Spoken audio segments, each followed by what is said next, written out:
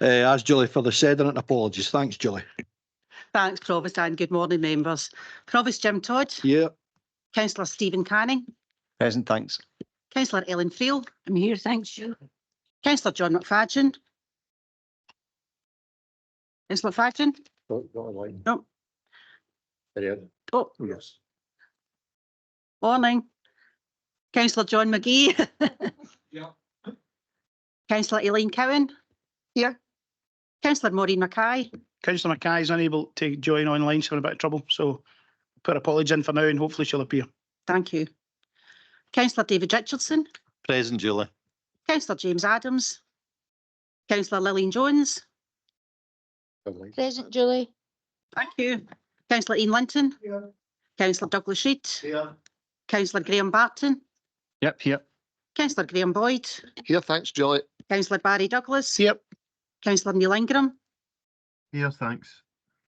Councillor Peter Mayburn. Here, Julie, thank you. Councillor Claire Maitland. Here. Councillor Beverly Clark. Here. Councillor Sally Cogley. Here. Councillor Kevin McGregor. Here, thanks. Councillor Linda Holland. Here, thanks, Julie. Deputy Provost Claire Leach. Cheers, Julie.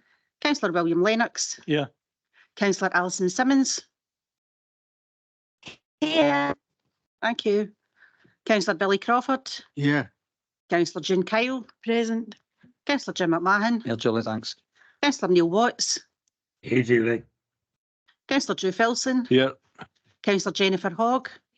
And Councillor Elaine Stewart. Here, thanks, Julie. Thanks, members. Thanks very much, folks. Just to let you know that the proceedings are now being recorded on a delay. And the first item is for declarations of interest. Councillor Douglas. Thank you, Provost. I declare an interest at item 3 in relation to the LDP. I'm not sure if my employers have made any representations, but just in the interest of openness and transparency, I will not take part in that part of the debate. Thanks. Yep, thanks for that. Recorded. Anybody else? Okay, thank you. We're going to get into item 2 now.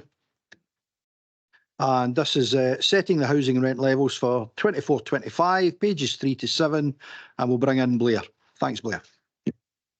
Thank you, Provost, and good morning, members.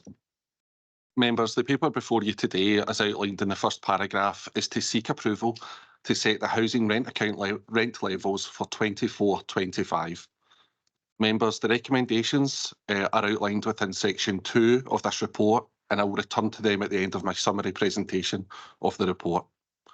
Members, the background to this report is outlined between paragraphs 3 to 5, and I would draw particular attention to paragraph 3, where I set out the statutory requirements under section 25 of the Housing Scotland Act 2001, noting that we've complied with the requirements as expected. Members, from paragraph 6 through to and including paragraph 11, I set out the position of the comprehensive consultation that we've undertaken, and I would wish to highlight the following. That at paragraph 6, I confirm the method in which we used to carry out the consultation, and importantly, members, that we have taken account of the Scottish Housing Regulator's most up-to-date good practice guide around consulting with our tenants about rent.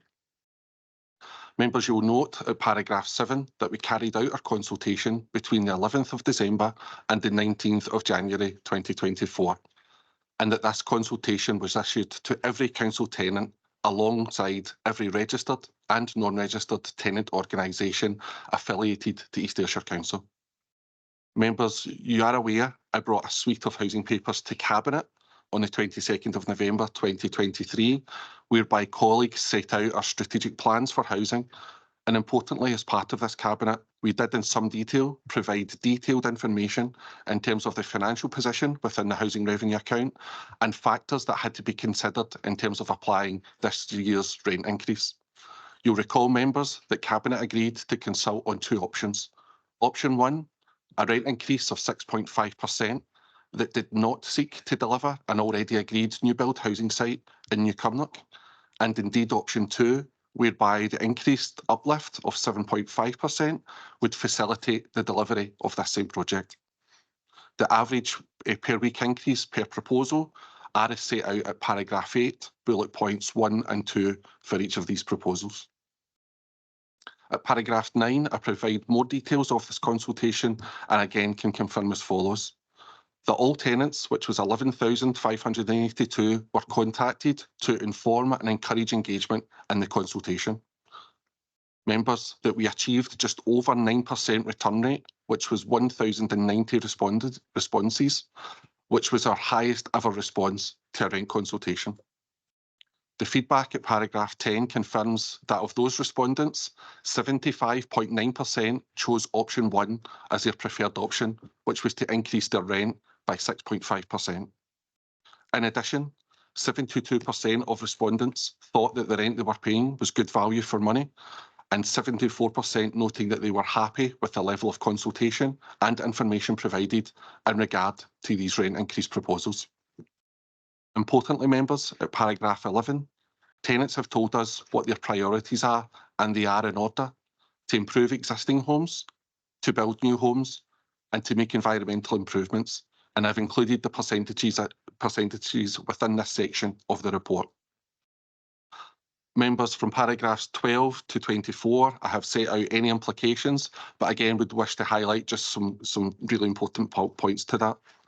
I would note the positive impact on policy and strategic planning implications with the delivery of the plans already approved by members of Cabinet in November 23, and that's set out at paragraph 12. At paragraph 13, that we must firstly consult tenants who would be affected by a rent increase, and indeed to take account of their views when making decisions about proposed rent increases. At paragraphs 14 and 15, to note that there has been an equality impact assessment completed. Within the financial implications of the report, that the rent increase recommendation at paragraph 2 allows the delivery of the already agreed strategic programmes, and importantly also notes the range of supports that are available to our tenants. And finally, members, at paragraph 24, that the strategic programme helps to continue to work towards our net zero aspirations. Provost, if I could refer you back to the recommendations in paragraph 2 of the report, noting that the recommendations are to increase both household and garage lock-up rents by 6.5% for 24-25. And I would be happy to take any questions, Provost. Thank you. Thanks very much, Blair. Members, I'm going to open it out for points, discussions. Councillor McMahon. Thank you, Provost. Thanks for the paper, Blair. I'll go straight back to November 2023, and I think I made my feelings known round about the delivery or non-delivery potentially of the development in Newcomer. That's recognised again in the risk that we will no do that. There's wider risks associated than just not being able to deliver that.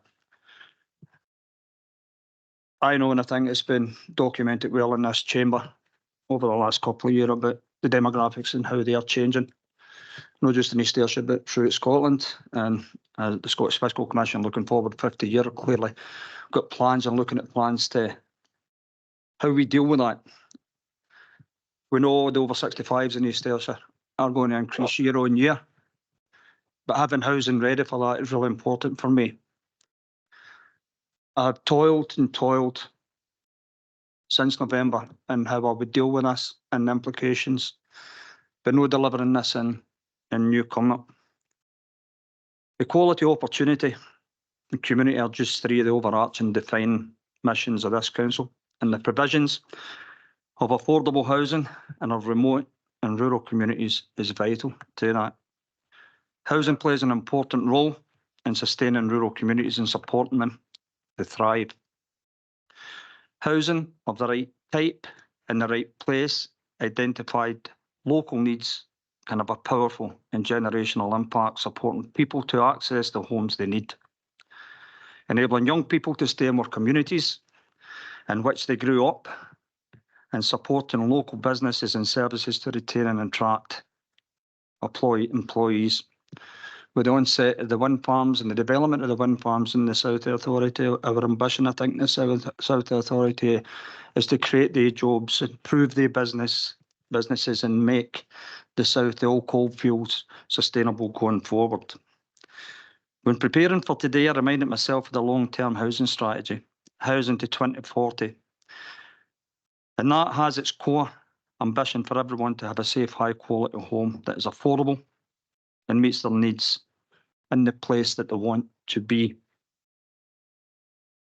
The ambitions of Housing to 2040 will bring benefits to remote and rural communities, including those aimed at the better use of existing supply, such as tackling empty homes, as well as supporting additional supply through the ambitious affordable housing supply programme. It's crucial that we play our part in that. Delivering actions in this regard will require strong, collaborative working with our partners to bring about the changes.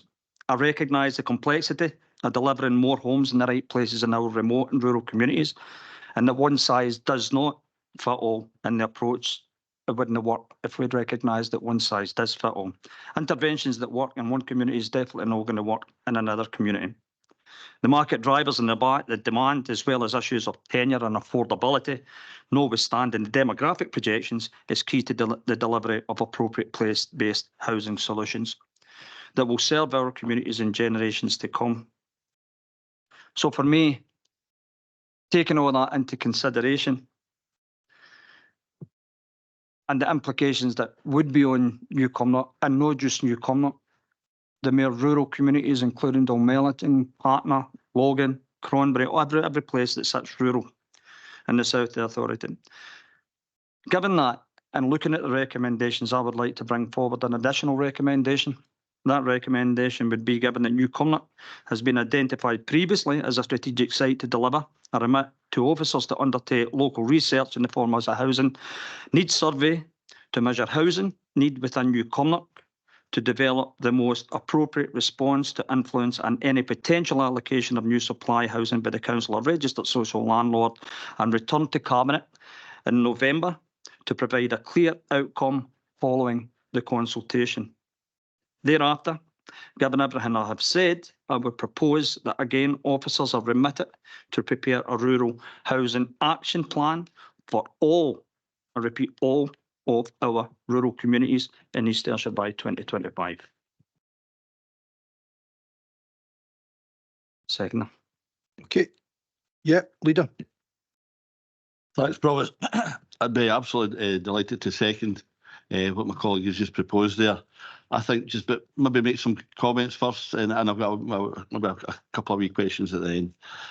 Just like to thank the tenants groups, and it's the 150% the return rate has been, so it's great, and it's down to some of the work of our tenants organisations and getting that increased response. And pleased that we're able to, not pleased that we're having to put the rent up as high as we are, but we're still below the Scottish average. But we're still able to deliver our ambitions in terms of the ham, the hip and the ship.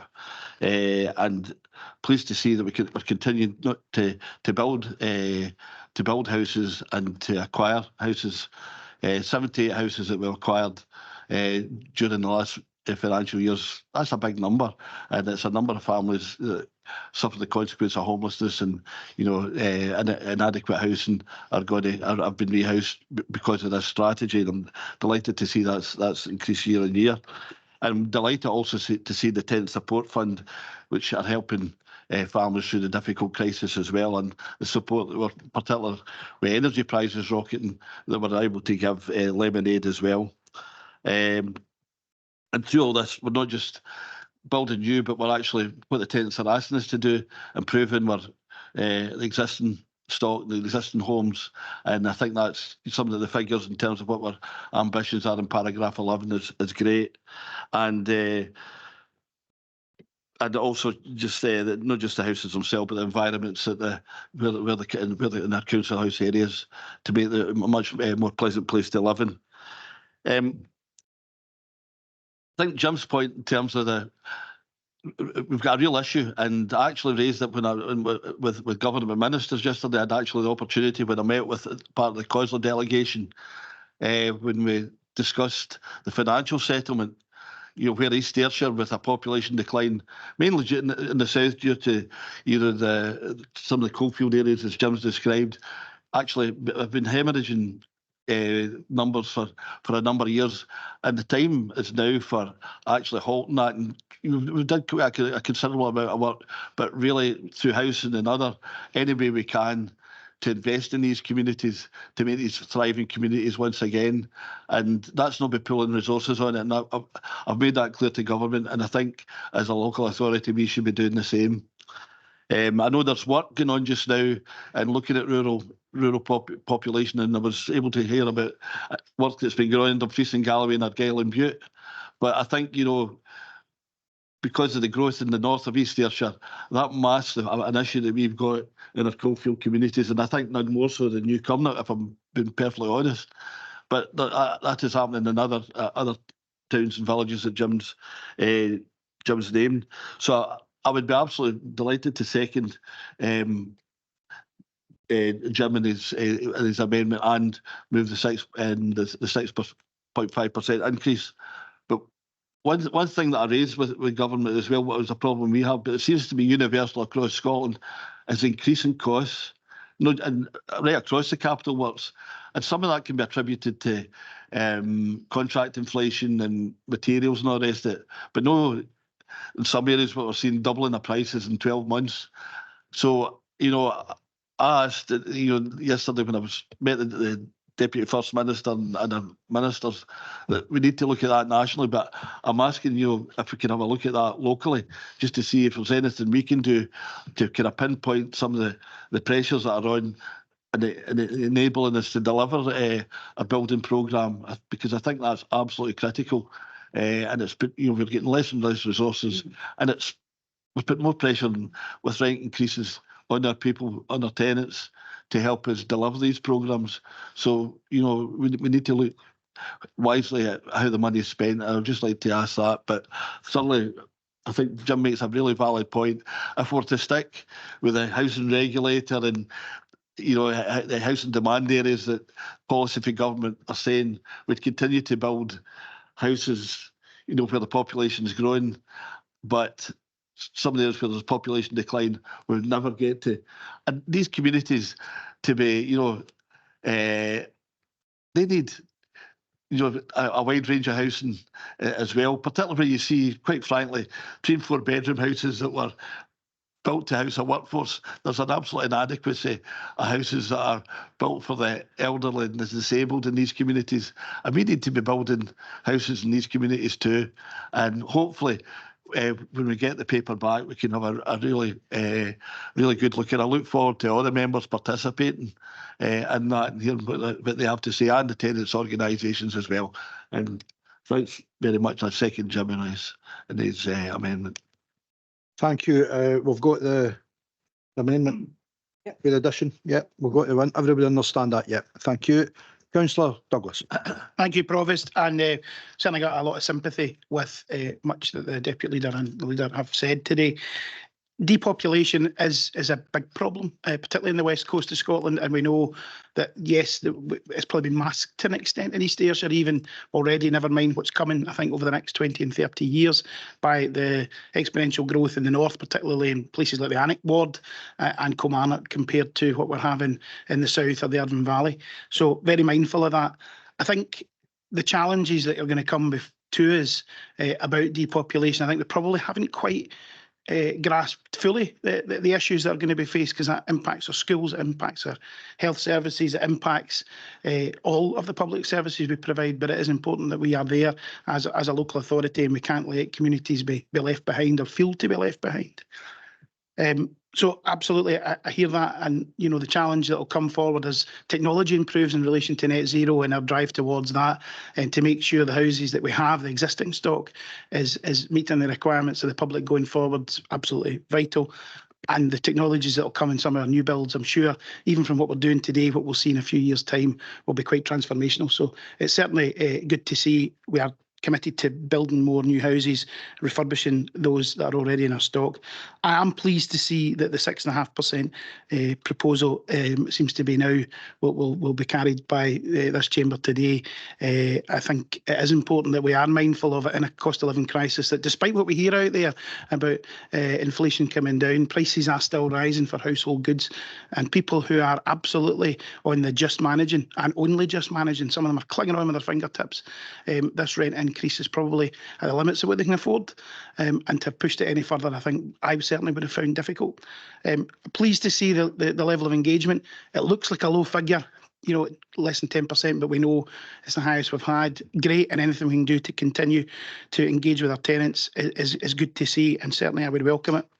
So 6.5%, happy to you know, support, and great to see that, you know, overwhelming majority, 75% of the respondents have come back and said that's what they want to see. Well, I think we should absolutely be guided by our tenants here today, but happy enough to support the amendment as put forward by the Deputy Leader. Thanks. Thank you. Councillor John McFadden. I'd like to thank the officers for all the work and for the paper. It was a good report. And to say largely, you're totally in agreement with everything that's been said without repeating it all. I'm a fairly rural ward myself, and, you know, it is amazing how things can depopulate. So, yes, very much in support. Thank you. Thank you very much. Councillor Holland. Thank you, Provost. Just to go to paragraph 9 and just make a wee comment about the 9.41%. I appreciate that it is the highest return rate that there has been, but I think how can less than 10% be a true reflection on what the population really feel? And I suppose the question I would maybe put to Blair, is like, are there plans to try and get a better engagement? I mean, I'm probably assuming there's things ongoing, because I just don't think that 10% can be an absolute true reflection of how people are feeling. Thank you. Yeah, no, you're absolutely right. We always try and get a far bigger input. But Blair, could you explain, Blair? Through you, Provost. I think recognising within the report that we've seen a 150% increase in return shows us that the plans that we have in place to increase engagement are working. So I think it's just about building on the successes of the recent engagement we've had, not only in this particular very specific part of engagement, but indeed in our wider tenant satisfaction survey responses as well. We want to drive forward as much engagement as we have, because these are people's houses and homes and communities, and they are the best people to inform the decisions that we put forward as recommendations in this chamber.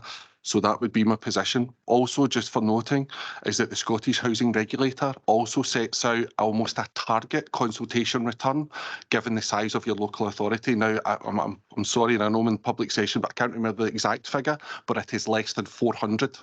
In terms of an authority of our size, so we're way exceeding that at this moment in time as well. Thank you. Thank you. Councillor Neil Watts. Thank you, Provost. Yes, no, I welcome the report and the hard work that the officers have done. But I think, you know, this week we have seen 3 Scottish councils, Argyll and Bute, Glasgow and Edinburgh, already declare housing emergencies. You know, new statistics show that the housing crisis in Scotland is massively intensifying. New build homes being started are down by 26%, with houses that are being actually completed are down by 6%. We know that across Scotland and indeed the UK, all councils are coming under increasing strain to be able to meet the basic housing obligations that councils need to achieve. If you look to rent a property in the south of East Ayrshire, across Ward 7, 8 and 9, an internet search will find that, you know, there are only about 12 private rentals available at the moment. Indeed, in New Cumnock, there are only 4 private rentals that are currently available. So that's, you know, 2 3-bed flats, 2 2-bed flats. You would struggle to get a council property, and you would struggle to get a housing association property. If you wanted to purchase your first home or even move, and your budget was below 60,000, you would struggle to find something suitable in the south of our area. The capacity is just not there at the moment for affordable homes. And with around in Scotland with around 250,000 people. That's about 5% of the Scottish population are waiting on waiting lists for social homes. So, you know, in a way, we can't afford to put potential new homes on back burners for years and years to come. That will not help our communities. And I welcome the proposal on the amendment that's been brought forward, because we really do need to act now with regard to social and affordable homes. Thank you, Bryce. Thank you. Councillor McGee. Aye, thanks, Provost. Aye, I'm going to echo the words of Councillor Douglas. I mean, I think only increase, Ken, is we're starting to eat into folk that are actually doing okay. But however, going back to when Blair and his team getting presented the papers, and we had a real good discussion on it. The one thought I've got, and I take every sympathy with what Councillor McMahon and Councillor Reid are saying. If we made a decision in Cabinet in 2022, why did we go out to consultation on something that wouldn't meet the wishes of Cabinet? Again, that's no... I'm just wondering why we didn't do that. Again, if we went out to consultation, to me the starting point should have been let's fulfil the wishes of the Cabinet. That was the decision we made. Thank you. Yeah, Blair. Through you, Chair. So indeed, we fulfilled the wishes of Cabinet as of November 23 by going out to consult on the 6.5 and 7.5% proposals. Thank you. Sorry, I meant the decision a Cabinet in 2022 where we approved the developments in New Cumnock, etc. If I'm reading this correctly. Through you, Chair. So that would have been then superseded by the paper that followed the next year in terms of removing New Cumnock proposal. Within the paper in November, I set out huge challenges aligned to the housing revenue account. And in fact, the budget pressure within the housing revenue account for 24-25 was 3.247 million. So in order to not only meet the significant impact on housing revenue account, taking account of pay awards, debt charges, inflation and other significant factors, they're all detailed within the report in November. You know, really tough decisions had to be taken round about what was the best professional recommendations at those times, and that's what I brought forward in November and again this morning. Thank you. Oh, thanks for that. Thank you. Thank you. Councillor Cogley. Thank you. Thank you for the amendment, which equally applies to the Irvine Valley Ward 6, as mentioned, and it is a real issue within the Valley. But the point I really wish to make is in relation to the statistics, because we've talked about a 9% return rate, which I know means we're complying with what we have to comply with, which is good, but it's still a fairly low number. And if we have 75% of those respondents saying they agree with the increase, that's not a very high number. And I don't think we should be patting ourselves on the back and saying, well, it's good that we're 150% ahead of where we were previously. We know the reasons why there was a slight dip, but it is still not a very high response rate.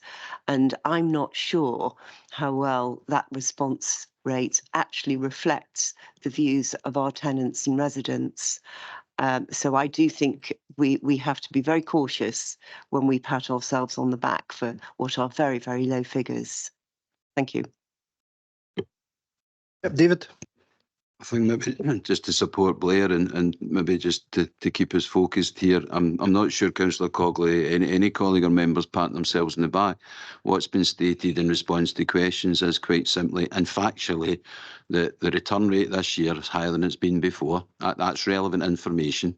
I don't believe anyone's patting themselves in the back about that. Secondly, what's been intimated during this discussion is that the Scottish Housing Regulator has a minimum target for returns for every council, which I think Blair said was 4% for this council, and we're sitting at 9%. the whole thrust of what officers do and try and put into reports in front of members is to support the best possible informed decision making. If members feel there is any question around the basis of that decision making, it's always open to members if they have identified where further steps could be taken. But I think that's where it would be more constructive if there are concerns about the level of return in the context of both the expectation of the regulator and the previous year's experience. Then I think it's incumbent on all of us, officers and members, to try and focus then on the answer to the question of, well, what more could we do? How could we do it better in order to attract more? Because the report fairly sets out all steps taken and the approach that was taken. And sometimes you cannot take a horse to water. Officers also can only bring back the actual outcome of the consultation and can only work with what they have. And what's important is therefore, that is the basis of the decision. And I think on behalf of colleagues, I think the invitation to all members is if there is legitimate and fundamental concern that there are gaps in the process, then I think it's incumbent on all of us as a council to then identify specifically what further measures could be taken with a hope or an expectation that there might reasonably be a further increase in the response rates. In short, if we're already doing everything we could reasonably be expected to do, I think it's legitimate to ask the question of what more would colleagues be expected to do to get a higher return in the context of what's been explained. But I think, to be fair to colleagues, nobody's patting themselves in the back. They're presenting the outcome and they are then informing the recommendations based on what they have to work with. I would ask members to take that on board through you, Provost. No, thank you. Sally, yep. Yes, so just to come back in there, my comments were in no way critical of officers. That wasn't intended. But I just wanted to register that it's not a high return rate. Thank you. No, but on that point, we've got some folk to come in. John, I've got you now. On that point, Blair, it might be helpful if you could explain how we put out the survey and who did we engage with, what organisations did we engage with the survey. Through you, Provost, I covered some of that within the summary of my report, in which we wrote out to over 11,500 of our tenants. We also wrote out and engaged with our Tenants and Residents Federation, all tenants and residents groups, those that were affiliated and those that are not affiliated. The way in which we conducted the consultation was by that written in return by post. We had QR codes available. We had information within our website to encourage people to engage. We fully exhausted our use with the help from our colleagues within comms to promote the consultation through social media as well. So I would consider that we've covered all bases there, Provost. Thank you. No, thank you. Yep. Okay, so no, thanks, Sally. No, that's an important point, and it's good to hear that there has been a lot of engagement with all the relative bodies and organisations. Councillor McMahon. Thank you for that. Councillor Maitland. Thanks for letting us in there, Provost. Just a wee bit on the statistics, as this was my background. I used to do surveys in marketing. A 3% return on a cold targeted audience is considered successful. On a targeted group like this, anything from 4% and above is considered successful, 4% to 10% generally. So I just thought I would put that in. You can't force people to engage. Thank you.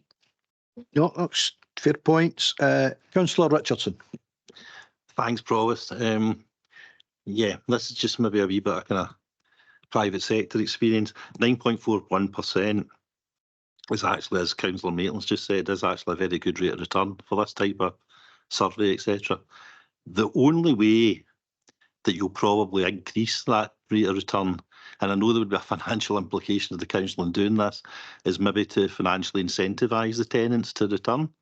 So what you could offer, and this is just like a ballpark figure, drawn out of thin air, you could say on these consultations that any tenant that returns the consultation in the first month of the new financial year, say their May rental, will receive a £20 reduction on that monthly rent. And by offering that type of incentive, and I know there'd be an administration cost to handle that. There'd also be the the rent reduction. It would be a cost to the council. So you're probably weighing that up against how important is it for us to get more than a 10% return against the cost of the council. But the only way I can see it going north of 9.41% is if you actually offer a wee incentive to the individual tenants to actually return the consultation.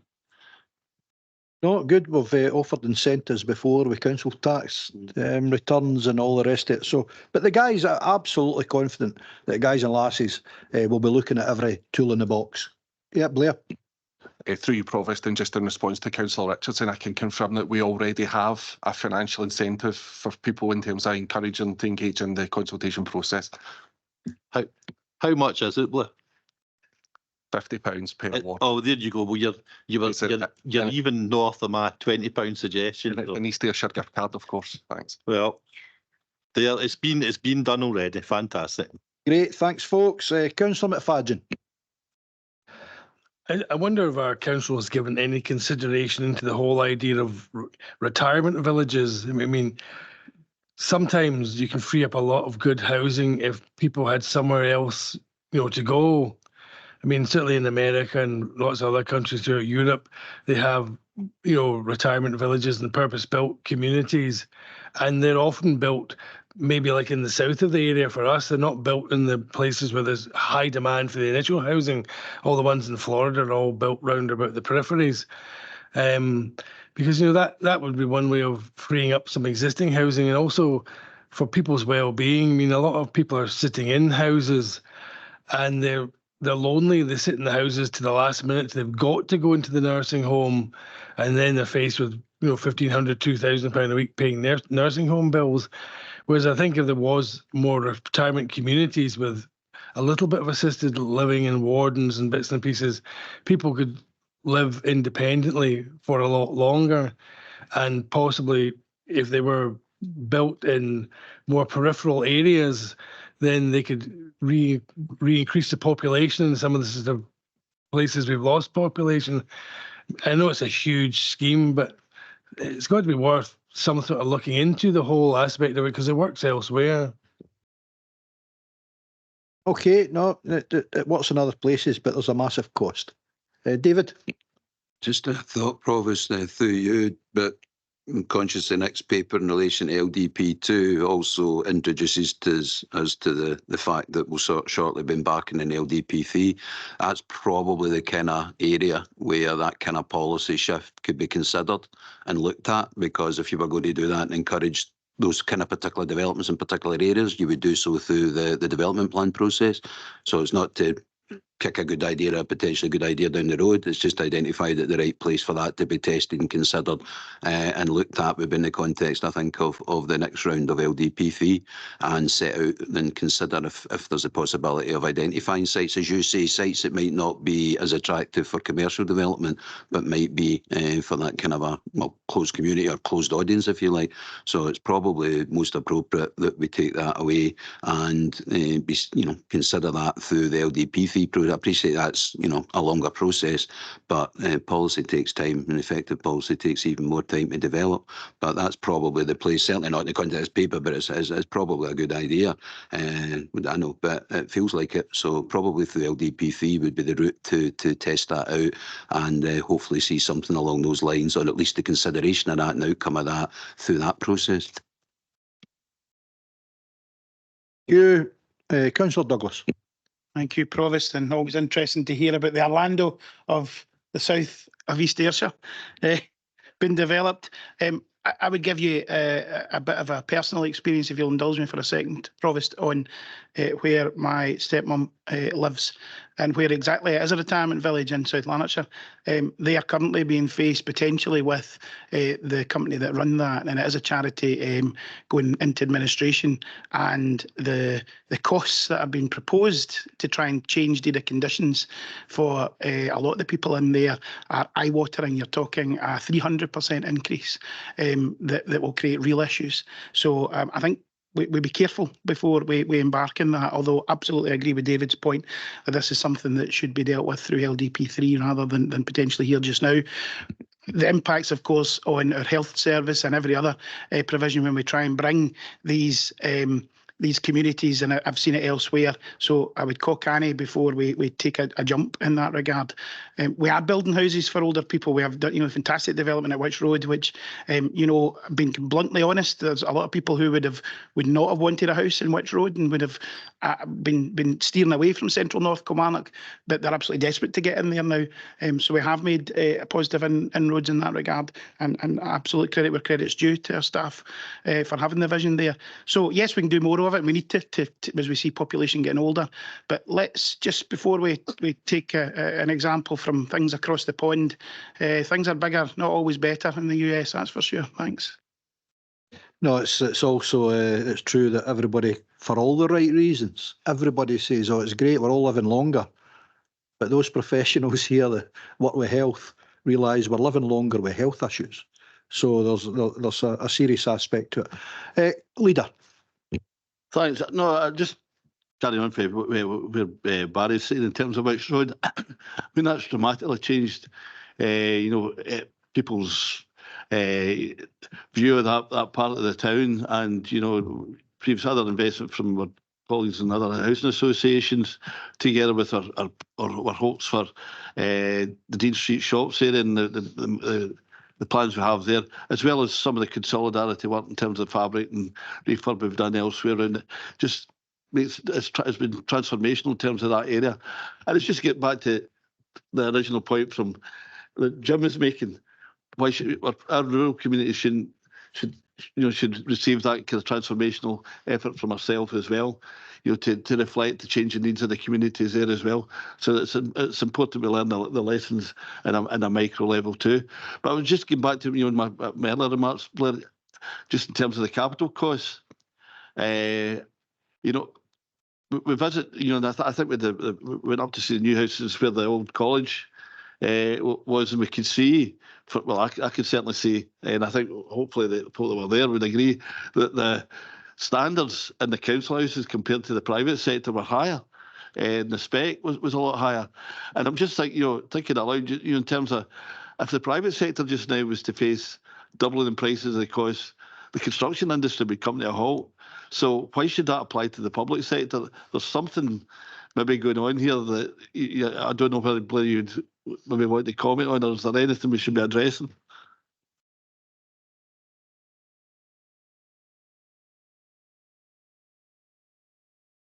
Through you, Provost. So clearly within the social rented sector, councils and RSLs, we are seeing significantly increased costs to deliver a much needed affordable housing. The word housing crisis was mentioned earlier, and that's reflective of a lot of areas across not only Scotland but indeed the UK.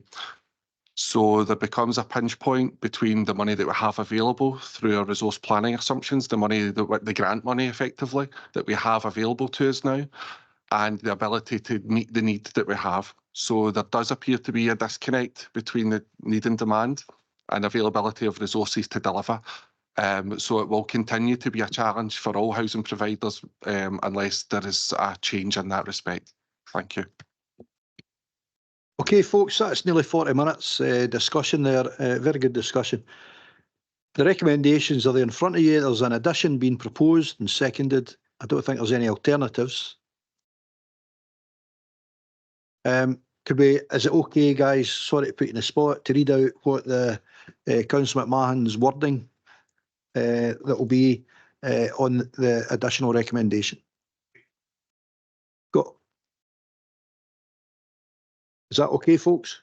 Provost, I've got it here if that would Yep. help. Yep. Is that okay, Councillor McMahon? Yep. So the following recommendation is, given that New Kilmarnock had been identified previously as a strategic site to deliver, to remit to officers to undertake local research in the form of a housing needs survey to measure housing need within New Kilmarnock to help develop the most appropriate response to influence any potential allocation of new supply housing by the council or registered social landlord, and to return to Cabinet as part of November Cabinet to provide a clear outcome following this consultation. Thereafter, given everything that Councillor McMahon has said, he's proposed that, again, officers are remitted to prepare a rural housing action plan for all of our rural communities in East Ayrshire by November 2025. Thanks, Julie. Yep, Jim. Yep. Folks, are we okay with that? We all understand. Great. Thank you very much. Thanks, guys. Thanks to the officers. We're going to item 3 now. And this is the Local Development Plan 2. This is the outcome of the examination and procedures for adoption. Pages 8 to 72. And we'll bring in Karen. Thank you. Thank you, Provost, and good morning, members. I'm pleased to be presenting you today LDP2 as we reach adoption after 4 years of hard work by both elected members and officers in my team and across the Council. Following Council approval on the 30th of March 2022, Local Development Plan 2, the proposed plan, was published for consultation, and on the 15th of December 2022, Council agreed to submit the plan to Scottish Ministers for examination. The plan before you today is the same plan, which has been endorsed on both occasions by full Council, with very limited changes, which Alison will highlight, with the direction, vision and strategy of the plan endorsed through the examination process. The Local Development Plan Member Officers Working Group, with cross-party representation from elected members, has been instrumental to the preparation of LDP2, from early input into the main issues report to helping to fine-tune the detailed policy wording contained in the proposed plan. This has ensured a collaborative effort, with the Members Officers Working Group supportive of today's recommendations, and again, the plan having already been endorsed by Council twice. Before I pass to Alison, I would just like to extend my thanks to everybody involved for their hard work and their assistance, and Alison will now take you through the report. Thank you, Provost. Thank you, Karen, and good morning. Similar to Karen, I'm very happy to present this report to you today. The preparation of LDP2 has been a long journey, as it invariably is for development plans, and it's nice to finally be at a stage where we are asking you to now agree to proceed to adopt the plan. So as per paragraph 2, there are 4 recommendations of the report, probably the most important being the recommendation to proceed now to adoption. Paragraphs 3 to 7 of the report set out the background to LDP2, and Karen's already outlined some of that. Paragraph 3 outlines the importance of the plan. On adoption, it will replace the current 2017 plan and the 2020 Minerals Plan. And sitting alongside National Planning Framework 4, it will shape development proposals and guide the determination of all planning applications in East Ayrshire. Paragraphs 4 to 6 explain that the plan has now been through the statutory examination process, with the examination report being received by us in December 2023. Now, paragraph 7 is really important, so I draw your attention to it. It sets out the specific circumstances in which a planning authority may depart from the recommendations of the reporter. So our scope to not accept the recommendations is really limited. It is not the case at this stage in the process of being able to debate the planning merits and disagree with the recommendations. If Council is minded to decline any of the recommendations, it would need to be on the basis of one of the 3 circumstances noted in paragraph 7. I'll move now to paragraph 9 and the outcome of the examination. In total, 117 recommended modifications have been set out in the report, and Appendix 1 lists all of the recommendations. And it's clear when looking at the appendix that many of the recommendations are very minor wording changes that have no real impact on the substance of the plan. Paragraphs 10 to 21 summarise some of the key conclusions, and I'll just talk you through some of these quickly. As per paragraph 10.11, in overall terms, the modifications to the vision, spatial strategy and key policy principles are very limited. Only one policy has been removed, which relates to the Galloway National Park, and one policy added, which relates to 20-minute neighbourhoods. And in the context of the approximate 90 policies that we have in the plan, this is pretty minimal. It is also noted in paragraph 11 that several key new policies of the plan have come out largely unchanged. And this includes our approach to developer contributions, which differs significantly from LDP1. The policy will now allow the Council to seek developer contributions for a far larger range of requirements, including health and education contributions, where a clear need can be demonstrated. Paragraphs 13 and 14 highlight the impact the adoption of National Planning Framework 4 has had on the examination. The reporters have, where possible, sought to align the 2 plans and have done so primarily by making modifications to the policies of LDP2. And it's clear from the table in Appendix 1 that the modifications of this nature account for a significant amount of the total number of modifications. Paragraphs 15 and 16 highlight the real lack of spatial changes that have been made to the plan. No opportunity sites, including housing sites, have been removed, and only one site has been added, a miscellaneous non-residential site to the south of Moorfield, Kilmarnock, at the former abattoir. A modification to the affordable housing policy is highlighted in paragraph 17, with the removal of the flexibility for the council to seek a higher affordable housing percentage in Kilmarnock and Loudon. The affordable housing requirement for this area will remain at 25%, which is the same requirement as is in the current adopted plan. In terms of Belfield interchange, modifications to the plan have been relatively minimal. The reporter has been clear in his conclusions that while developer contributions can be sought for developments in this area, such contributions will need to be supplemented by additional funding, as it would not be fair or proportionate or indeed realistic to expect such developments to fund the full works. So there therefore remains a clear need for the Council to continue to engage with Scottish Government and others to find a funding and delivery solution for the interchange. Paragraph 21, as Karen has already mentioned, highlights that the Member Officer Working Group, which has been so instrumental to LDP2, has considered the outcome of the examination earlier this month and endorsed the recommendation to accept all modifications. Moving on to the next steps, and probably the most important point in paragraphs 22 to 24, is that having reviewed all recommendations against the legal grounds for declining modifications, officers are of the view that there are no grounds to decline to accept any of the recommendations. And the key recommendation of this report to proceed to adoption is based on this conclusion. If Council is minded today to accept the recommendations, our intention to adopt will be advertised and all necessary documentation submitted to Scottish Ministers. Ministers have 28 days to intervene and can direct the Planning Authority not to adopt the plan. But we consider this would be unlikely should all the examination recommendations be accepted.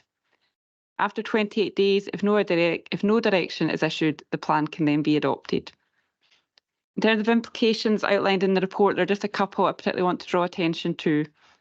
At paragraph 25, we highlight that where there is a disparity in the policy position between MPF4 and LDP, the most recently adopted takes priority. Currently, this is MPF4, but when we come to adopt LDP2, this will revert to the LDP.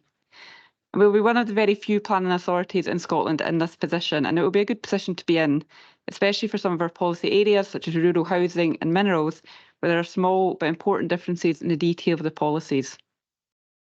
Under governance, in paragraphs 26 to 27, it gives a little more clarity over the circumstances for declining a recommendation. The risk implications at paragraphs 30 to 33 are important, and probably most important is that a delay to adoption will have significant implications for the ongoing primacy of the development plan in decision making, with an increasingly out-of-date development plan being more open to challenge. And it will also delay efforts to move forward with LDP3, which we've already touched on this morning. Moving now to the conclusion, in overall terms, it was considered a highly positive outcome that the plan has come through examination with the overall spatial strategy, key policy principles and land allocations largely unchanged and very much reflective of the proposed plan that was approved by Council back in March 2022. As set out in this report, having closely considered all 117 of the modifications, it is recommended to Council that there are no grounds to decline any of the modifications. And on that, I would direct you back to the recommendations at paragraph 2 and ask that Council agree that we now move forward with the statute procedures to adopt the plan as modified. And I'll pass back to you, Provost, for any questions and comments. Thanks very much, Alison. We've got some folk that want to come in. I see Councillor Barton was first, yeah. Thanks, Provost. As chair of the Members Officer Working Group and LDP, I thought it'd be appropriate to make comment on this report. I do caveat my comments with the fact that all the work in the hard graft had taken place long before I became chair. So I'd like to thank my predecessors, Councillor Claire Maitland and Councillor Jim Reckitt-Roberts, as some know him, for their efforts. Now, Alison has been kind enough to give me a summary of the process that I think will be of interest to all our members. The LDP2 MOG was set up following a Cabinet decision in March 2018. This was to build on the success of the mineral LDP MOG, which proved an invaluable means of getting elected member and wider officer input into the plan preparation process. Elected member representation in the MOG has always maintained a widespread political and geographically. The MOG has overseen all stages of the plan process, the main issues report, the proposed plan, the strategic environmental assessment, examination documentation, and all associated engagement and consultation. There was approximately 35 meetings of MOG have been held over the course of the LDP2 preparation, demonstrating a significant commitment in terms of time and the effort from both officers and the elected members. Now, the MOG has helped shape the plan. It's not just been a mechanism for reporting progress. Debate and discussion has resulted in changes to the policy wording and site allocations, as well as identifying what aspects of the plan would benefit from the production of supplementary guidance. As well as elected member input, the MOG process has helped ensure all council departments have had the opportunity to get round the table and ensure that LDP takes account of their perspectives and priorities. As reported in the report to Council, the LDP2 process has been complicated with the enactment of the Plan of Scotland Act 2019, and in particular the preparation and adoption of National Planning Framework 4 by the Scottish Government. With the guidance of officers, the MOG has navigated its way through this evolving policy context, at all times seeking to reflect national policy, but with the particular needs of East Ayrshire as our focus. The MOG met in January to consider the outcome of the examination. Overall, the MOG was pleased to see that the post-examination, the main principles and policy direction of the plan remain intact. In particular, it's noted that limited modifications have been made to our housing allocations, our approach to the Belfield interchange, and our new framework for securing developer contributions. This must surely be attributed, at least in part, to the hard work of the MOG and the LDP team and the robust approach taken to producing the plan and preparing for examination. So in summary, as Chair of the MOG and Planning Committee, which will be a key user of the plan, I'm confident that the plan before you today is robust, fit for purpose, and will provide a positive planning framework for the next 5 years, helping to stimulate inclusive economic growth, contributing to a net zero East Ayrshire, and creating successful places that put people and communities first. I'm therefore happy to endorse all recommendations of the report and move forward with the adoption of the plan. Thanks, Provost. Thank you very much, Graham. Councillor John McGee. Aye, thanks, Provost. It seems a bit like painting of the Forth Road Bridge. Again, you just finished the LDP2 and they're now already going to be working in LDP3. So I've got to thank the officers. I think we had great discussions on this plan just before prior to the last election. I think most of us that were here at that time can well remember a long discussion. I think a lot of it centred around Stewarton, and its infrastructure first is ingrained into my brain. I can't remember what I done yesterday, but again, that's my mantra: infrastructure first. And all elected members had a great input during the process. Ken, we're all invited to meetings, Ken, regarding our own ward area and even other ward areas, Ken, where we could see what was going on. And I've no intention of rehashing the LDP2, but I do want to just ask a question regarding coalescence, because it doesn't appear, that word doesn't appear much in NPF4.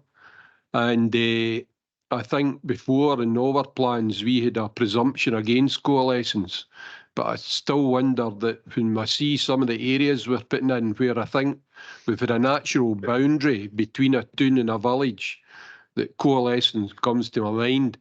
And now when we approve the plan, which that's the proposal today, and that's what I intend to support, but I would just ask for some advice. What happens when we go forward and you're sitting in a planning committee, and I don't want to preclude any planning decisions, but how do you deal with the subject of coalescence?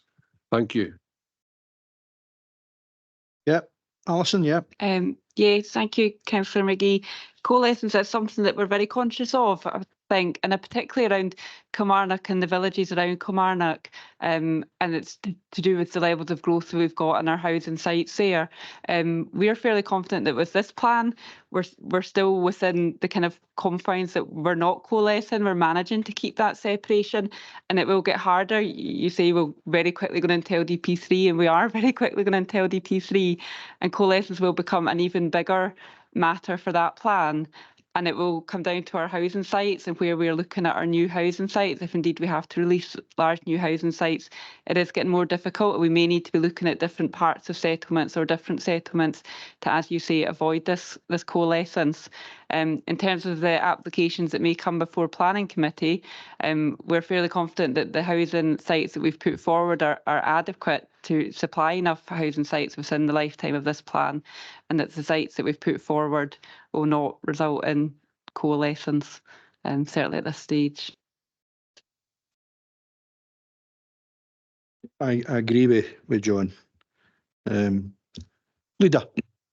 Thanks. I wasn't going to 2 points now because I'm just maybe I'd agree in terms of coalescence, and you can see that in Christhouse and Kilmarnock in particular, and the other villages, which is a big issue when we're talking about infrastructure, because now Barry will know part of Fardell Hill is now zoned for Christhouse Primary School, so that's creating kind of collegiate communities kind of under that background. I know we had that previously in the northwest and David's part of the world as well, when they were getting zoned to Kilmores. So I think that's something we've got to be cognizant of when we're drafting these. No, I was the one that just in terms of paragraphs 18 and 19 in the Belfield interchange, I think this sums up that Transport Scotland are doing a wee bit of a dance here in terms of their objection. Although there's none of the sites have rightly say the positive outcome, we've no challenge it either, really. But because we know in the past when there's been applications put in, particularly Irvine Valley from memory, there's been significant objections from Transport Scotland because of the inadequacies of the Belfield interchange. So I think, when this meeting does take place with them, I think, we'll make that point really strongly to them. But it's a wee bit of cheek in terms of asking for detail on the actual plan itself for the interchange, when they know that the issue remains, and it remains an absolute constricting growth and right across important corridors in East Ayrshire. Thank you. Thanks for that. Councillor Filson. Thanks, Provost. Going back to 2018 as one of the first members in the Members Officer Working Group, I just want to recognise all the work that the Planning Department has done to it, plus the colleagues as well. And especially the likes of Karol Doroshenko and Jim Roberts, as Graham says there. Again, it felt at some stages we're having meetings every week just to meet certain targets. So there's been a huge amount of work put into this. So thanks to everybody for their hard work. Thanks for that. Councillor Boyd. Thanks, Provost.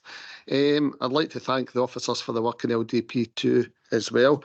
This question comes a wee before my time in office, and it also follows on from the leader's point about the Belfield interchange. I would like some clarity here, please. I don't understand, and maybe I just don't know enough detail, why the Belfield interchange wasn't included in the Ayrshire growth deal bid or the funding. We've got over 250 million for that. Now, if we now look at the projects in it, they're all very worthwhile, but all or most of the traffic in the Ayrshire, Irvine, Kilmarnock goes through Belfield. So I do not understand why it wasn't included in the Ayrshire growth deal. And I would even say it should have been the priority. Now, I know we might say, but we bid in Luff round 2. But there was only 177 million allocated for Scotland for 10 projects. We were fortunate enough to get the Palace Theatre project. So I think actually getting 2 projects, we would have been really stretching it. So I really, unless I get an answer, a kind of bit of clarity, I think we've really missed the boat here with the Ayrshire growth deal and the Belfield interchange, and it's left us in this big pickle here. So I'd welcome any clarity and comments. Thanks. There's a long story, but you're absolutely right to raise that. We'll ask David and then Kevin for roads. Thanks, David. Thanks, Provost. going back in time, that the growth deal, some of the proposals were to conclude at that particular time. What you go through is a whole kind of process of identifying projects, and that been one of them. And then you have to liaise with both Scottish and UK government. At that particular time, it eventually got scoped out because it was to be considered under STPR2, so it's a strategic transport review. I can probably hand you over to Kevin to talk a bit more about that, but at that particular time, it was looking to be encapsulated within that process. Thereafter, obviously, basically that didn't happen through that process. So I'll ask Kevin just to kind of maybe fill in the gaps there with the detail. Through you, Provost, just to back up what David has said, ARA prepared an outline business case for the Belfield interchange for the Ayrshire growth deal, and it was not taken forward. I still have that document on file, and that document was then pulled out again when we put in for the Luff bid back in 2022. In terms of STPR2, Ayrshire Roads Alliance sat on the Southwest Group, transportation group around STPR2, and we consistently put in that Belfield should be considered by the Scottish Government for improvement. But it fell on deaf ears, and we ended up, you recall previously I brought a report to Cabinet on the outcome of the STPR2, and they never took Belfield forward. Thank you, Provost. Thank you. Yep, Graham. Yeah, thanks for the clarity, David and Kevin there. Right, I wasn't too aware of that. It just looks as if there's been difficulties there, and I know the leaders talked about going through Transport Scotland. You know, to be honest, yeah, I'm not really hopeful. You know, it's a government agency. We're falling behind with road building. We're struggling in Scotland to get A9 dual, things like that. That's high priority. So, you know, how are we going to get this Belfield interchange, you know, upgraded? Because it definitely is holding back the economy in the whole of Ayrshire. Okay, thanks. Leader. I mean, I think the officer's response has been quite factually correct, but I think it understates, you know, there's a complete consensus that you know, that we wanted to put the Belfield interchange. It was one of our high priorities, and it wasn't. It was both governments that were part of that negotiation process, and you know, consistently knocked us back. You know, just it was inappropriate for the growth deal, but it wasn't. You know, it was the best, not against the best efforts of the folk in this council, officers and members alike, and it continues to be the case that we'll continue to press it. And okay, we know there's financial restrictions, but there's, you know, there's a budget coming up in the next few months, and we've just got to keep pressing and pressing and pressing where we can, and as vigorously as we can, because we know what improvement to the Belfield interchange would unlock for our communities. We've just got to keep making the case. Thanks. Councillor Maitland. Thank you. I did have a speech, but I'm just going to scrap that. I just want to thank all the officers that helped us from 2018 to 2022. We did this online through COVID, just before COVID, through COVID, post-COVID, and I know other people danced in front of the telly and other people did Duolingo, but I did the LDP, and it was probably the most fun I had during COVID. So it follows on very well from the last paper we had when we talk about consultation, because the one thing that we really pushed during this was that we consulted individually with all our elected members, and we actually bullied them a little bit to come along and participate. But as I said earlier, you cannot make people engage. But I hope going forward that with more digital exercises and more public meetings, we will be able to engage more. As was said, this directs the next 5 years of travel, and it's already changed in the last 5 years. So we will be looking to rural communities. I think that will be a priority. Just a quick word on coalescing. We argued strongly, I would say debate, but we all actually argued on coalescing. Sometimes it seems to be a natural progression. Other times, like stringing, that's how most of our towns and cities grew along rivers. So, but we do have to make sure, I remember Councillor John McFadden and myself having a really good discussion over New Fenwick and when we come into Kilmarnock, and I think that took up an hour in itself. So we did go into absolute minutiae and detail. So my message going forward is, yes, obviously we adopt this, and especially the background, paragraph 3 explains it all, but I want to see even more engagement from our communities and more engagement from our members, and that will come through us approaching our communities ourselves and our groups, just like we've done through the previous housing paper. So thank you very much, and you're glad you didn't have my speech. That was just a short one. Thanks for that. Councillor Jones. Thanks, Provost. And it's just come back to the Belfield interchange, and I completely accept and agree with the comments that's already been made by the leader in Graham. But it's really, really, really important that we get the upgrade to this infrastructure. We know how it will impact positively on all of our communities, not just in East Ayrshire, but across the whole of Ayrshire. So it's vital, it's absolutely vital that this interchange gets the upgrade and the improvement that's needed to unlock that economic potential. Now, and I know that the leader has worked hard and will continue to work hard and press ministers and and Transport Scotland on this, but we can't keep doing what we're doing because we've had knockback after knockback, to use the phrase that the leader had used. So what can we do that's different, that will absolutely express our vital need to have this interchange upgraded and to expose the unlocking of this, economic potential for our communities, and the prosperity for our communities, how we can show those people that are taking these decisions on us getting, funding and a delivery solution in place to have this interchange upgraded, because we can't keep doing what we're doing. There must be something that we can do differently to make the minister see and let them take a second look and hopefully revisit their decisions. But I do appreciate that the leader is working hard, and I know he is, and I absolutely accept and agree with the points that he's made, but there must be something that we can do different here. Okay. Yeah. Eddie. I would just say our feedback in terms of the levelling up fund bid was really positive in terms of the bid, that we'd done, but they just reached the stage and they saying they had to prioritise. So then they come back to us and say, like there's a big gap in your planning or anything like that. Are there any particular problem?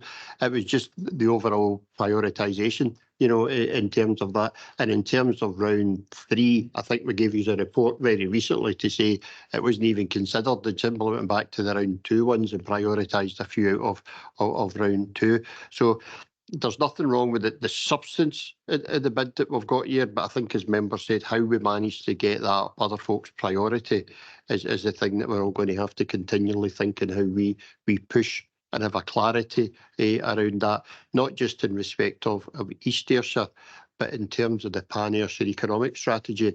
It's certainly recognised that that's an important element within that too. That's fair. But before, I need some clarification, and it maybe help members in terms of maybe Joe. I don't know, Joe. In terms of European money, when we're in the European Union, Brexit is hammered as a lot. We know that, everybody knows that. But in terms of money we're getting from Europe for roads upgrades, I mean, you go in Arran, your motorcycle, and there's a big chunk of Arran roads, I think it's about 12 miles. It was European money that built that. So in terms of the money that we would get for Europe, say over a 10-year period for roads upgrades and other things, Committee of Regions money, what's the loss and compared to what the levelling up fund is what we're being offered? What's is there a disparity there? To you, Provost, and good morning. I think it's a easy question. It's a very difficult answer, is the best way to describe it. Because when it comes to UK Shared Prosperity Fund, we know that £17 million across the Ayrshire region, £6 million to ourselves. When you try and quantify and do into granular detail funds that came from Europe, they of course come to the Scottish Government first as the accountable body, and thereafter they are dispersed. And it's that gathering up of all the totals, both local totals, national totals and European totals, it becomes really difficult to quantify. So unfortunately, I know many numbers, but I don't know that number, Provost, I'm afraid. Well, that's fair. That's fair. It just it would quantify the level of funding that we've lost. Right. Okay. We've got leader, then Councillor Richardson, then Councillor Linton. Thanks. No, it's just to respond to Lillian's remarks, and I think I'd agree with. You know, we need to think out the box a wee bit. We're trying, and we continue to do the normal lobbying that we do. But you know, been here a wee while, but I do remember us having really successful campaigns way back in the day to upgrade the M77.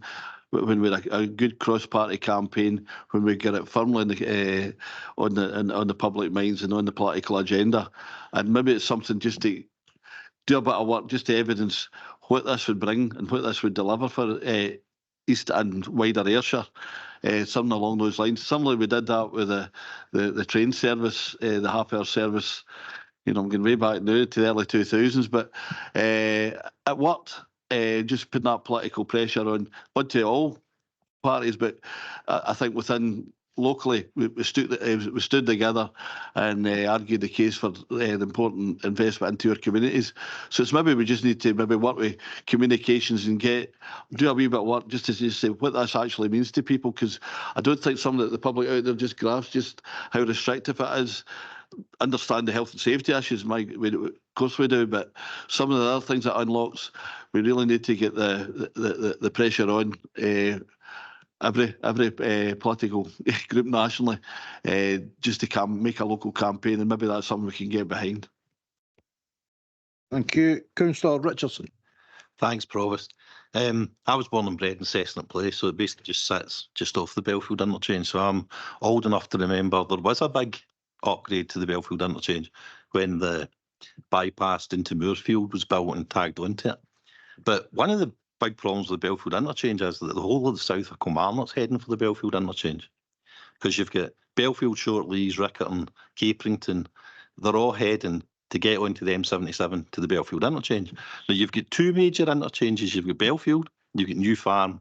When you try and leave Kilmarnock from the north, where I stay now, when you're going by South Craigs and North Craigs, you take the left-hand side to go north to Glasgow, but you can loop back if you want to go south. The problem with the south of Kilmarnock is, if you go by Caperington Golf Club and head out of Kilmarnock that way, you can only go south. There's no way you can loop back to head north to Glasgow.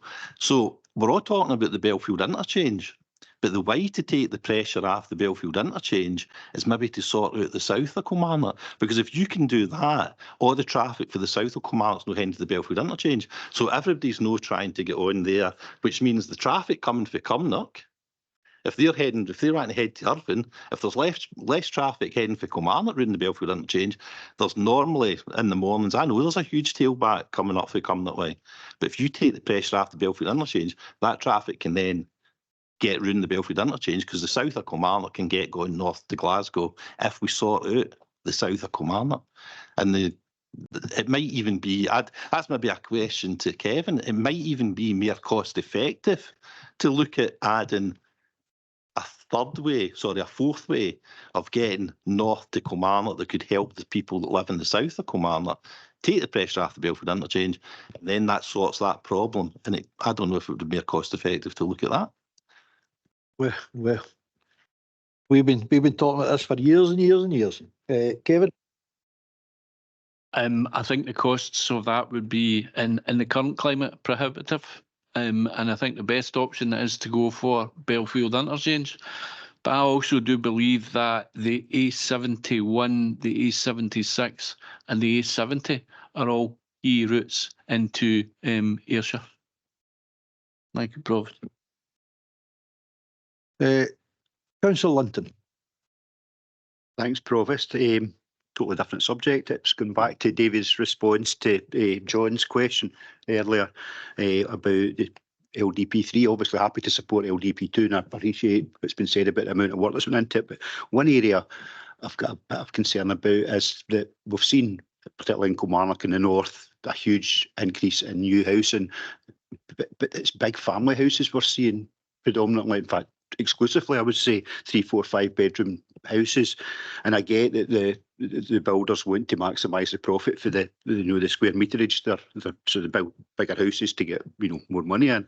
But that has left a gap. I think there's been very, very few small on the level bungalows built in Kilmarnock in North or anywhere really in East Ayrshire for the last 20 odd years. And I think there is a demand there. I just wonder if that's something we can look at when we do begin to look at LDP3, because I think there's clearly a gap in the market there.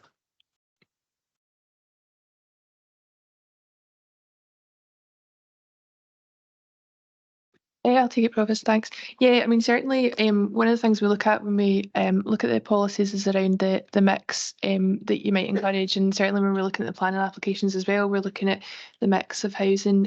Certainly happy through LDP3 to start looking at if there's anything more we can do to encourage the types of housing. Obviously, that will relate back to things like the marketability, what people are actually looking for when they're buying houses, which is what the house builders and engaging with Homes for Scotland tells us as well. So certainly happy to go away and try and look at how we can encourage smaller homes within our areas where there's demand for that. Thanks. Councillor Maitland. I'm sorry to go back to the Belfield interchange, but it does actually link to the LDP3. At the very first LDP2, the first question I asked was why there was no northern exit from Ayr Road. And as there's more housing planned for Ward 5 and the Caprington Ayr Road, that's going to be more pressure again getting added through to the Belfield interchange. So ideally, I would like to see both done. I know that's a bit pie in the sky.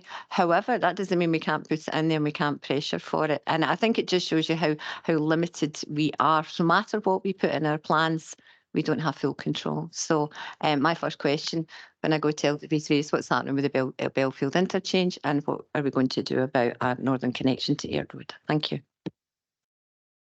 Right, thanks, folks. I mean, that's nearly another 40 minutes of the discussion. Are we okay with the recommendations laid out? Agree. Thank you very much, folks. Thanks, guys. We're on to Julie now for its a comprehensive review of the polling districts, polling places and polling stations. Robert, can we maybe ask Barry if he wants to come back in? Thank you.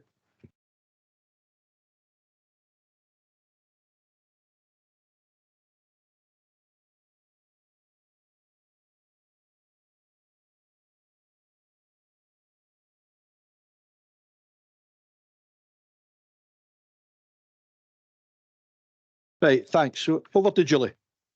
Thanks, Provost. So this report is seeking council approval following the review of polling districts and polling places for the scheme for polling arrangements for the purposes of UK parliamentary, Scottish parliamentary and the local government elections. The Electoral Registration and Administration Act 2013 requires local authorities to start and complete a review of the polling districts and polling places within a period of 16 months and thereafter on a 5-yearly basis. So this review commenced on the 1st of October 2023 and concluded on 24 November 2023. Paragraph 6 provides details of the advertisement arrangements along with a list of the consultees for the review. As you know, from time to time we use alternative premises for polling places where we don't have access to our normal polling venues, but for the purpose of this review we consulted on the premises that we would wish to use as our permanent polling places. We've followed the Electoral Commission guidance in carrying out the review and details are provided at paragraph 7. As normal, we suggest that where possible we use schools as polling places, and the rationale for this being that the returning officer is entitled to use schools free of charge. Also, the schools tend to have good heating, lighting, disabled access, and we schedule in-service days to coincide with planned elections to limit the impact on the school curriculum.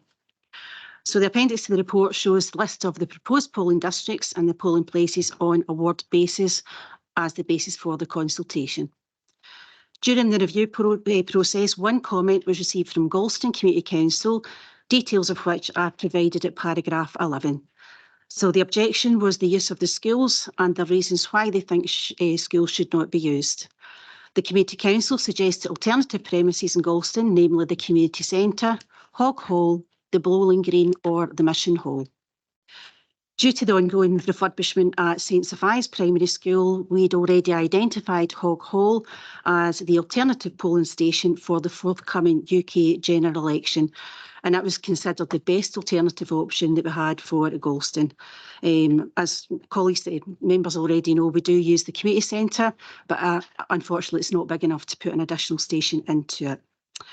So in considering the comments received by the Community Council and in consulting with the local members, it's recommended that the use of Hog Hall be assessed following the election and the decision on whether to use this permanently instead of St Sophia's be remitted to the Chief Executive in consultation with local members. So it's recommended that the polling districts and places outlined with the appendix be approved, subject to the assessment of Hog Hall. And the scheme, if approved, will be required to be published together with the consultation responses and the reason for the decision taken. And if approved, the new polling scheme will come into force in March 2024. The recommendations are set out in paragraph 2 of the report, Provost, and happy to take any questions. Thanks, Julie. Folks, open it out. We've got Councillor Cogley. Yeah, thank you, Julie. Thank you very much. And as one of the local elected members in Ward 6, I completely concur with the comments, and we were involved in the discussions and so on that took place. And that certainly seems to be logical. So, yeah, thank you. Councillor McGregor. Thanks, Provost, and thanks, Julie, for the report. Really just to kind of echo what Councillor Cogley said there, I think it's, in some ways, it's quite fortuitous that the decant is happening just now, and it gives us a free trial run at how the Hog Hall would fare going forward, and obviously gives more time to speak to ward members who maybe don't come through the Community Council. But yeah, I think that could be quite positive, especially as we're trying to keep children in school as much as possible. Obviously, we hope the decant won't take too long, but it gives us a chance to see how that will work out, and I'm quite positive and very grateful that that's the recommendation going forward. So thank you. Councillor Douglas. Thank you, Provost.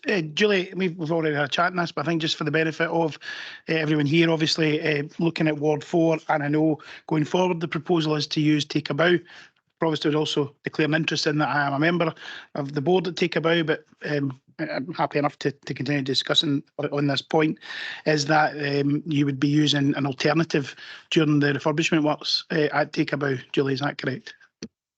Yes, thanks through you, Provost. Thanks, Councillor Douglas. Yes, we'll be using St Kentigern's Church while we can't get access to Take a Bow. Officers have had a look at the site of the church. It's a really good hall, and we don't envisage any issues, but we would hope to return to Take a Bow. Yep, that's us, folks. Thanks. Those clarifications. We're happy with the paper? Agreed, thank you. Nobody? Yep. On to the final part now. It's item 5, Active Travel Forum, which is pages 80 to 83. We'll bring in Kevin for his last deposition. The last one, the input, and we'll talk about that later on. So, Kevin, thanks. Thank you, Provost. Members, the purpose of this report is to seek approval for the creation of an active travel forum to consider the Council's proposed active travel strategy. The strategy identifies 6 key objectives: education, connectivity, health, safety, accessibility and place. It is proposed that an active travel forum be established to consider the Council's proposed active travel strategy, and the proposed membership of the active travel forum is 5 councillors on a cross-party basis, comprising the Deputy Leader of the Council, Cabinet Member with responsibility for housing, transport and communities, the Cabinet Member with responsibility for planning, property and environment, and the Cabinet Member with responsibility for education and children and young people, and 1 Labour and 1 Conservative, with the chair of the group appointed from amongst their number. The group would also be supported by senior officers across the council and also with officers from public health. It is proposed that the key principles to be considered by the Active Travel Forum will include reviewing active travel projects, progress reports brought forward by Ayrshire Roads Alliance and where applicable other services, review and consider active travel projects brought forward by community groups, and agree funding streams and receive updates on application outcomes, and review Ayrshire Roads Alliance proposed active travel projects aligned to the strategy and prior to submission under the annual road improvement plan. A community action group and junior community action group will also be set up and overseen by the Special Projects Officer from within Ayrshire Roads Alliance. Proposals from both groups will be considered by the Active Travel Forum, and recommendations for implementation will then be subject to reports to Cabinet. The recommendations are contained in paragraph 2. Happy to take any questions. Thanks very much, Kevin. Members, will open it out. Leader? Let's maybe suggest we open up to 6 and maybe include Councillor Filson in his role as community spokesperson. Yep, I don't think there's anything wrong with that. I think it would, because we need to agree the recommendations anyway. So if you want to change or no changing anything that's been there before, Kevin? Yeah. Yep. Yeah. Yep. That's if nobody's any otherwise minded. Are the groups ready to give names just now, or do you want to come back with at a later date, Leader? For us, it's Councillor McMahon, Councillor Cowan, and Councillor Barton. Yep. For the Labour group, it'll be myself, Provost. Thanks. That's great. Thanks, Councillor McFadden. Councillor Adams. And James. Thank you very much. And we're okay with Councillor Filson, so 6. We okay with that, folks? Drew? Thanks, Provost. I didn't know about that, but that's worked out quite good because I'm actually heavily involved just now, as Kevin knows, with David Manson, the project officer in the Doon Valley active travel route, which is going to be fantastic all the way from Lochdoon to Ayr, down the old the Shoes railway line. And it'll link all the villages right through the Doon Valley.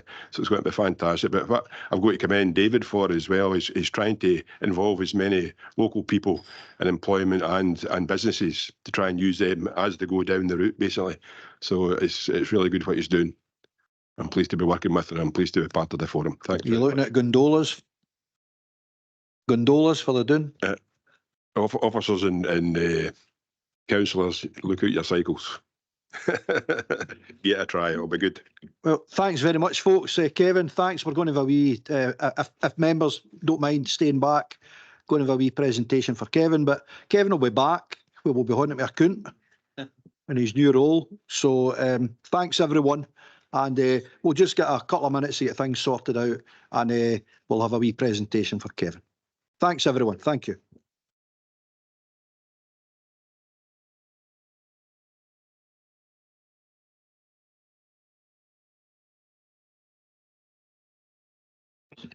I've just been reminded because that was, wow, it's 12 o'clock, back in the chambers, please.